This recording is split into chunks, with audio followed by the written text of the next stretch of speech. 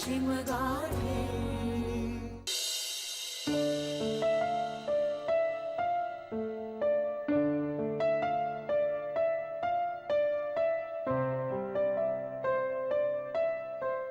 अचानक हे वेगळंच घडलं नाही.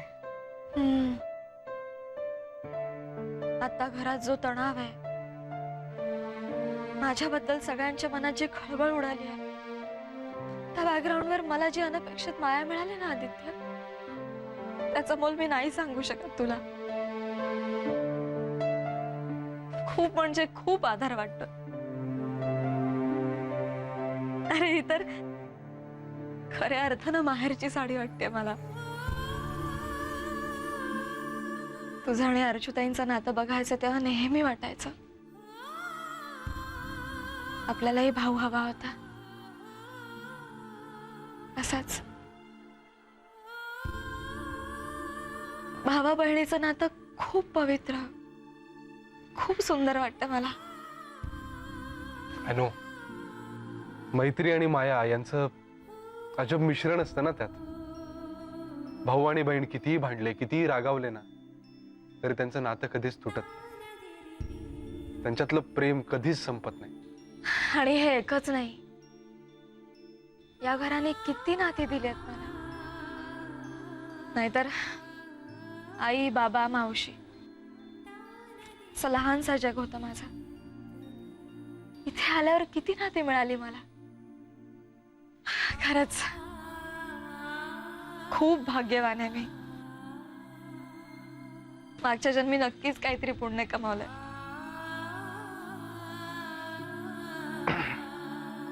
पण मेघना, या सगळ्या नात्यांना पूर्ण करणारं एक नातं अजून यायचंय आपल्या आयुष्यात.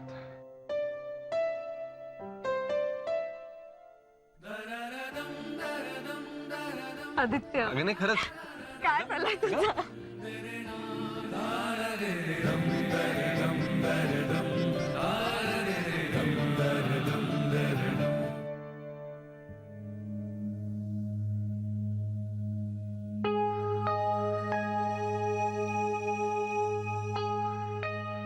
अर्जू, काय झालंय? काय झालंय? तू अशी चेहरा पाडून का बसलीस?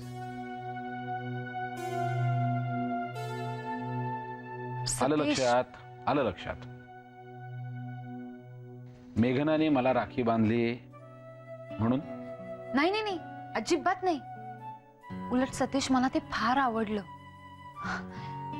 पण अरे, जेव्हा मी तुला सांगत होते की मी विजयाला विचारते, तेव्हा तू नाही म्हणालास आणि अचानक खाली येऊन अर्जू, मला सांग, तुझी आणि मेघनाची कट्टी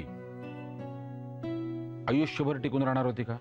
सतीश, अरे तो मुद्दाच नाहीये. हे बघ, मेघना त्यावेळी चुकीचं वागली होती की नाही? नेमकी काय चूक झाली का तिची? उलट तिने सगळं खरं सांगितलंय. आदित्य तिला म्हणाला, दोघांपैकी एकाची निवड कर. मेघनाने तिच्या मनाविरुद्ध या घरी राहू नये असं आदित्यला वाटलं. तो तिला त्याच्याकडे सोडायला तयारही होता. अर्जू, अशा वेळी निर्णय घेणं खूप कठीण असतं. मेघना जे काही वागली ते खूप स्वाभाविक आहे. ते सगळं ठीक आहे, पण आपण दुसऱ्या बाजूने विचार करूया ना सतीश. जर मेघनाने निर्णय दुसऱ्या मुलाच्या बाजूने घेतला असता तर? अर्जू, मी तर म्हणतो तूच थंड डोक्याने विचार कर, किंवा बाबाजी आणि कंपनीला नजरेसमोर आणून विचार कर. नाटक करण्याचा जो मार्ग आदित्य आणि मेघनाने निवडला, तोच मार्ग त्यावेळी त्यांच्यासाठी योग्य मार्ग होता.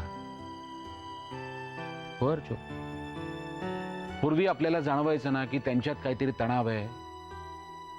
आता नाही जाणवत. आज आपल्याला काय वाटते? त्या दोघांमध्ये खूप प्रेम आहे. मग खूप प्रेम आहे, आपण हे स्वीकारलंच पाहिजे. आज मेघना खऱ्या अर्थानं आपल्या घराशी एकरूप झाली आहे. तिच्या वागण्यातून, तिच्या बोलण्यातून दिसतं. नाहीतर मुलांना शोधण्यासाठी धावली नसते ना मेघना. अरे पण माई कुठे अजून? अर्चू, माईला या धक्क्यातून बाहेर पडायला थोडा वेळ लागेल. लागू दे अर्चू, लागू दे. कधी कधी वयाचा मुद्दा असतो अर्चू. त्यांना या सगळ्यातून सावरायला वेळ लागणार. मेघनाने तिचा वेळ घेतला, माईंना त्यांचा वेळ घेऊ दे अर्चो. सगळं व्यवस्थित होईल.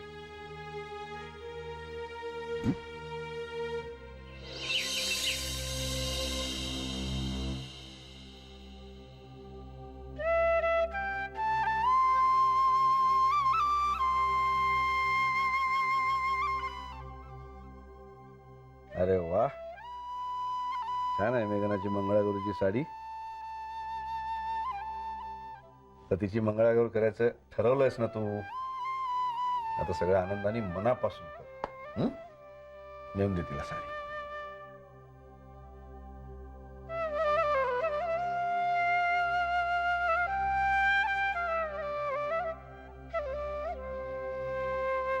संजीवनी, तुझी अशी द्विधा मनस्थिती का झाली मला काही कळत नाही बा. अगं आता सगळं चित्र स्पष्ट झालंय ना. आणि मुळात ती दोघं सुखात असणं सगळ्यात जास्त महत्वाचं आहे की नाही? ती दोघं सुखात आहेत, अगदी प्रेमात आहेत एकमेकांच्या. आणि एकमेकांच्याच नाही तर आपल्याबद्दल तिला खूप प्रेम वाटतं हे आता साक्षी पल्लवच्या घटनेवरून सिद्ध झालंय.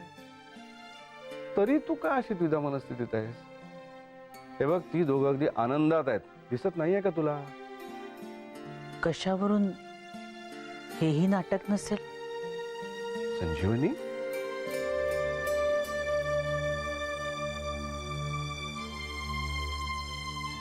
का असा विचार करतेस तू?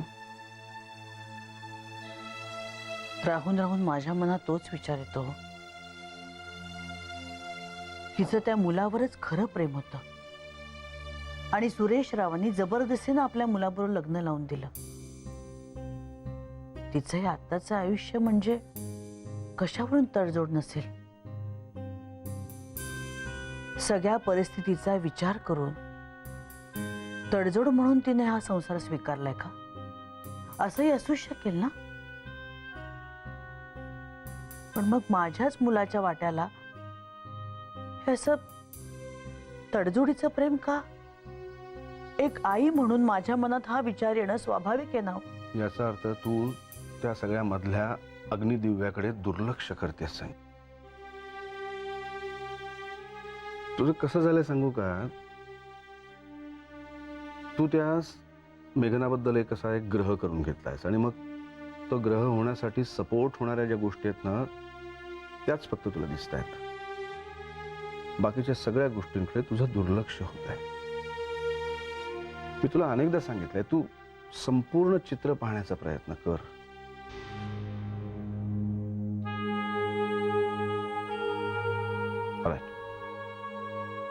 राईट. मी तुझ्यावर कुठलीही जबरदस्ती करणार नाही, माहिती आहे तुला.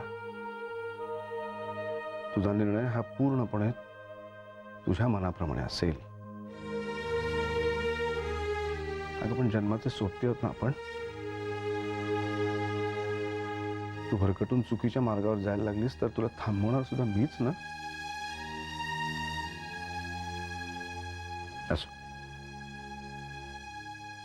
तिची मंगळागौर साजरा करण्याचा निर्णय तू घेतलायस तेव्हा आता ती नीट साजरी व्हायला हवी.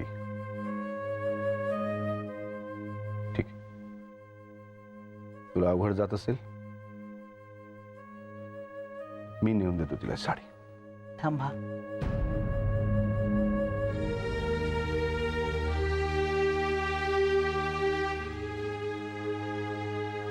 पताक, त्रिपताक, अर्धपताक, कर्तरी मुख, मयूर. नाना, या या.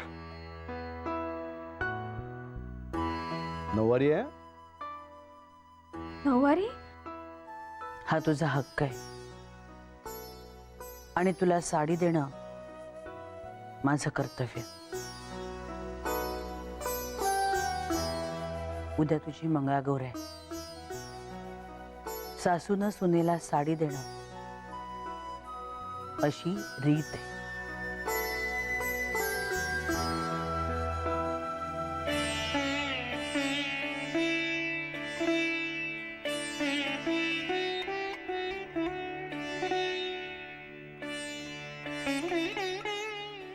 पाया पडते.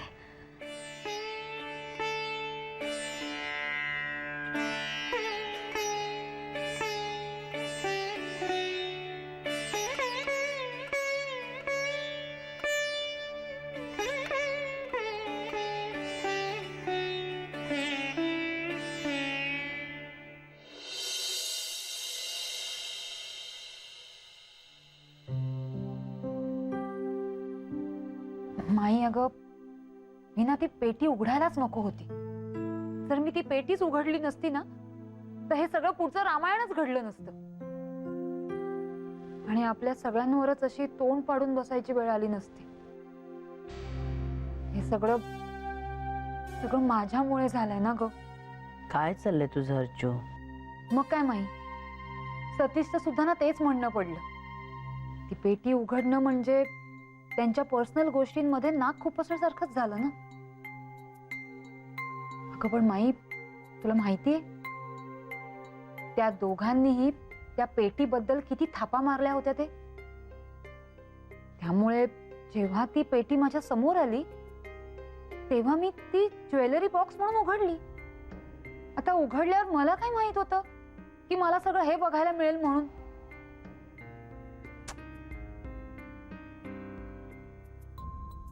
पण माई, तुझा का अबोला अजूनही टिकून आहे. आणि खरं सांगू तर तिने तुला खूप दुखावलंय ग, म्हणून ना मला जास्त त्रास होतोय.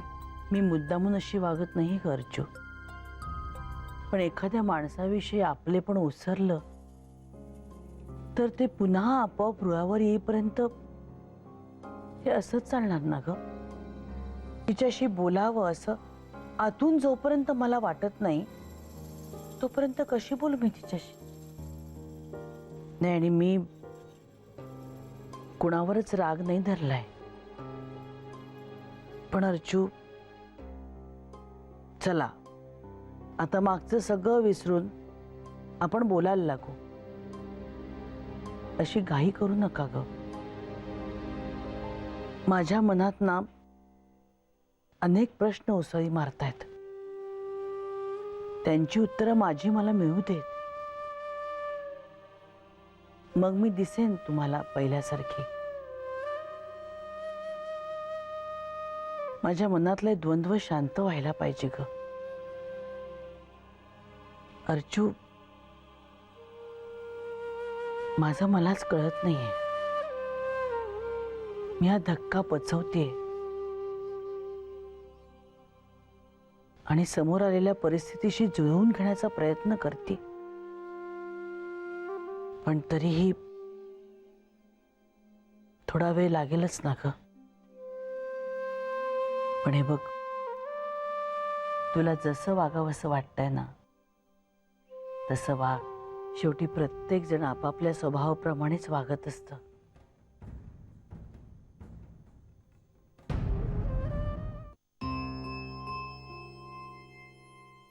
काय झालं का मायलेकींचं गुफ्तगू? हो झालं, हं. पण काही उपयोग नाही झाला. अरे म्हणजे म्हणजे म्हणजे बघा ना नाना, म्हणजे ऍक्च्युली ना तुमचं आणि माईचं कायम एकमत असतं. म्हणजे मतभेद जरी असले तरी एकमत होण्यासाठी कुठला ना कुठला तरी फॉर्म्युला तुम्ही शोधून काढताच. पण ह्यावेळी मात्र अजूनही माईचा अबोला कायम आहे आणि तुम्ही मात्र जवळजवळ पूर्वीसारखेच वागायला लागलात. कारण मी जरा वेगळ्या पद्धतीने झालेल्या घटनेचा विचार केला. नाही, कसा केला ते मी काय तुला सांगणार नाही. तू तुझ्या पद्धतीने विचार कर, तुलाही कळेल कसं वागायचं ते. हो नाना, तेच तर कळत नाहीये ना कसं वागायचं ते. मध्येच मला वाटतं की तुमच्यासारखं वागावं, मध्येच असं वाटतं माईसारखं वागावं. अरे येडबंबू, तुला तुझ्यासारखं वागायला हवंय, माझ्यासारखं किंवा माईसारखं नाही. अय्या, माई सुद्धा हेच सांगत होती. बघ, एकमत आहे की नाही आमचं? हो खरंच की. मला एक सांग, तुझा त्यांच्यावरचा राग गेलाय का?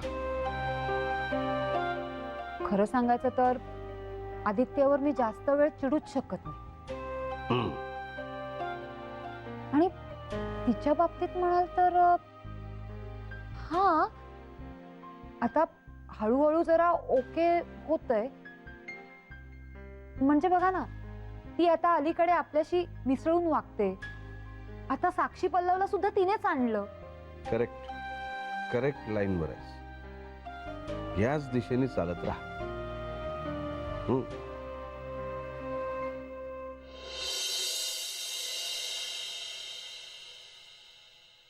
आता ही कुठली साडी? अरे नऊवार साडी आहे ती. नऊवारी? नानामाईंनी दिली आहे खास मंगळागौरीसाठी. काय नानाबाईंनी दिली? सॉलिड आहे ना माई. ती आपल्यावर रागावली असली ना तरी वागती अशी की आपण तिच्यावर रागावूच शकत नाही. ती रागावली असली तरी अन्याय नाही होऊ देणार कधीच तुझ्यावर. म्हणूनच मला त्यांचा राग जायला हवाय आणि त्यासाठी काहीही करायची तयारी आहे माझी. एक सांगू आदित्य, त्या माझ्या रागावल्यात ना तर त्या मला जास्त आवडायला लागल्यात. म्हणजे आदित्य, त्यांना राग येणं अगदी स्वाभाविक होतं, पण तरीही त्यांनी त्यांचा राग खणखणीतपणे व्यक्त केला, दडपून नाही ठेवला. स्वतःची प्रेमळ इमेज जपण्यासाठी खोटी खोटी क्षमा नाही केली त्यांनी आपल्याला. जशी त्यांनी माया नाही लपवली कधी, तसाच रागही नाही लपवला. माणसानं नेहमी खरं असावं असं म्हणतात त्या. ते फक्त म्हणण्यापुरतं नाहीये रे आदित्य, त्या स्वतः तशा आहेत, अगदी खऱ्या.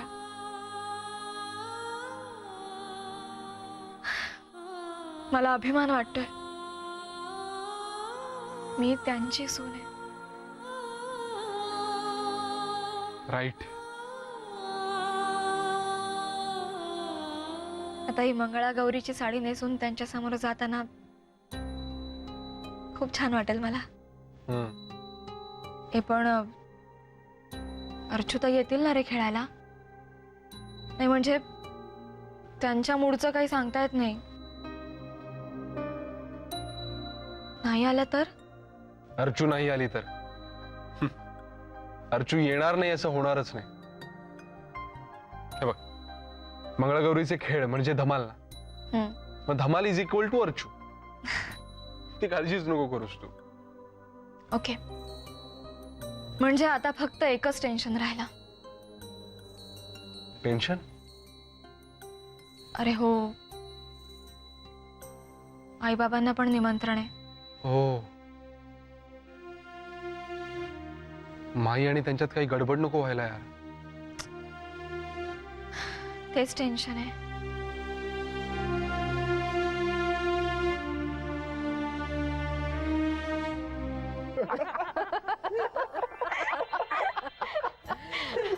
बरं ते सगळं जाऊ दे.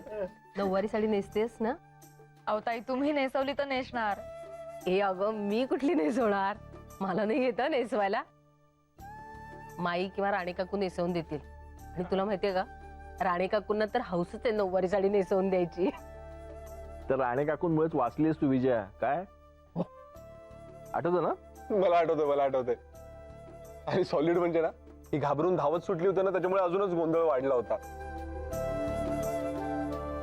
ए, तुम्हाला हसायला काय जाते? एकदा ना तुम्ही नेसून बघा नऊवारी, म्हणजे तुम्हाला कळेल. अगं काय झालं माहितीये का, वाटच लागलेली माझी. झालं काय, मी फुगडी खेळत होते आणि फुगडी खेळता खेळता कासडच सुटला ना माझा.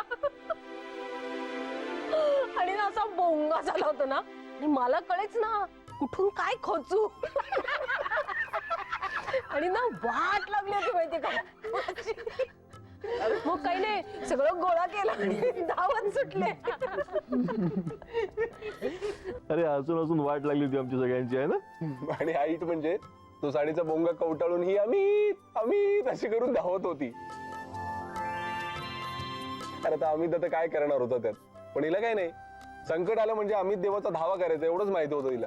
हो, अरे अर्चूला तर आयतं कोलीत मिळालं होतं हातामध्ये. हा, काय नंतर तिने एक आठवडा चिडवलं होतं तिला. बाप रे बाप. पण तू घाबरू नकोस.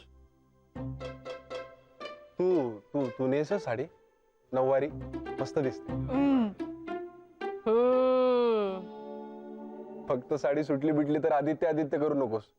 राणे काकू असं कर म्हणजे झालं. सांग त्यांना आणि मोंगा झालाय म्हणून. हो, आणि- नुसते धावत सुटले. नाही, ही धावत सुटली की त्या पण धावत सुटली. त्यांचा पण मोंगा होणार म्हणजे